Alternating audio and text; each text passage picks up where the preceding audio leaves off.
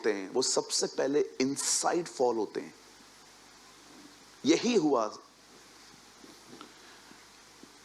आप जानते हैं जब वो पाप में गिरा, पाप में गिरने के बाद आपको पता होगा उसने अपने सेनापति को बुलाया और कहा उस वुमेन को लेकर आओ। और वो ऑलरेडी मैरिड थी। उसका जो पति था उसका नाम था उरिया।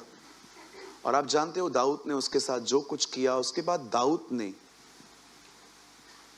अपने पाप को छुपाने के जो मेहनत की है उस आदमी ने, आप उस मेहनत को देख के हैरान हो सकते हो बाइबल पढ़ते पढ़ते कि एक व्यक्ति अपना पाप छुपाने के लिए कितनी मेहनत कर रहा था। आज भी आप देखते रहेंगे लोग अपनी इमेज को बचाने के लिए कैसे कैसे झूठ बोलते हैं, कहां कहां से चीजें लेके आते हैं ताकि बस मैं किसी के नजर में न गिरूं। But what about God? आप ठीक है, चलो आप मुझे कन्विंस कर लोगे कि आप सही हो, बट खुदा? हो सकता है मैं एक लिमिटेशंस में रहने वाला व्यक्ति हूं, आप मुझे बेवकूफ बना भी दोगे, यहां वहां की सारी बातें बता के कि ऐसा नहीं था, मुझे सामने से ऐसा बोला गया, ये कहा गया, लेकिन खुदा? मैं आपको एक बात कहना चाहता हूं, सुनिए। पृथ्वी पर अपनी इज्जत बरकरार रखने से बेहतर है हम परमेश्वर की नजर में बरकरार रहें, क्योंकि इधर से कुछ नहीं आने वाला है, इधर सब आपको गिराने के लिए तैयार हैं।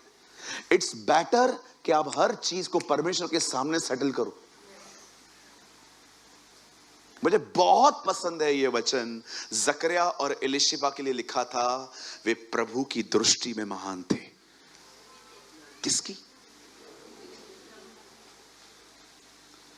आप लोगों की दृष्टि में महान हो सकते हो, लेकिन बाइबल बताती है वो प्रभु की दृष्टि में महान थे।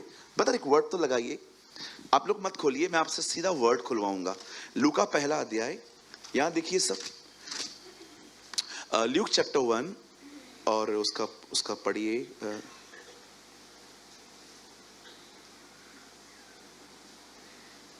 6 वचन, 1:6, यहां देखिए 1:6, ल्यूक 1:6। और वे दोनों प्रभु के सामने धर्मी थे। एक ट्रांसलेशन में लिखा है महान थे। किसकी नजर में? और प्रभु की सारी आज्ञाओं और विधियों पर निर्दोष। लिखा है, बाइबल बताती है धर्मी थे तो भी बच्चा नहीं था। वो दोनों धर्मी थे पर उसके बाद भी बच्चा नहीं था।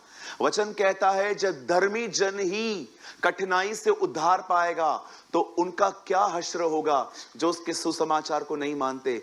मैं प्रभु को कह रहा था, प्रभु मुझे समझ में नहीं आ रहा है, धर्मी जन ही कठिनाई से, मैं धर्मी हूं फिर भी कठिनाई से उद्धार पाऊंगा।